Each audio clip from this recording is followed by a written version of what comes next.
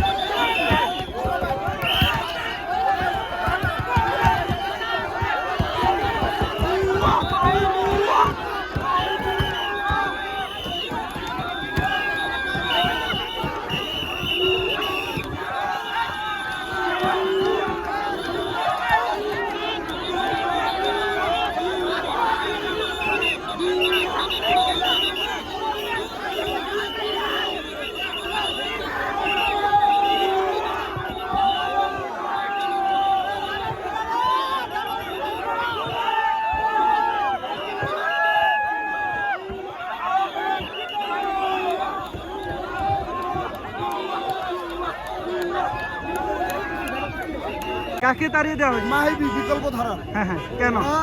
এই মাফিয়া খুনি স্বৈরাচার সরকারের ওরা প্রতিনিধিত্ব করছে। এই দেশকে রক্ত দিয়ে স্বাধীনতা পাওয়া এই দেশকে ওরা আয়নাঘর বানিয়েছে।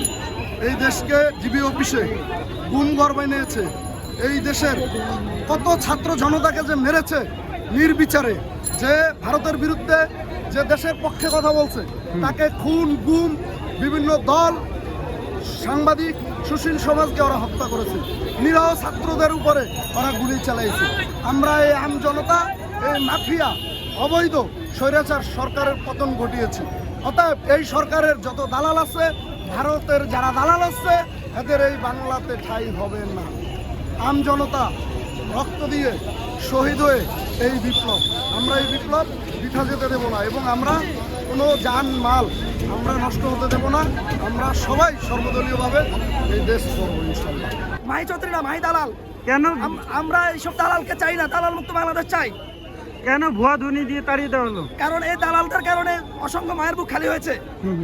এই দালালরা চায় না এদেশে কখনো যে সুন্দরভাবে শান্তিভাবে ভোট হোক।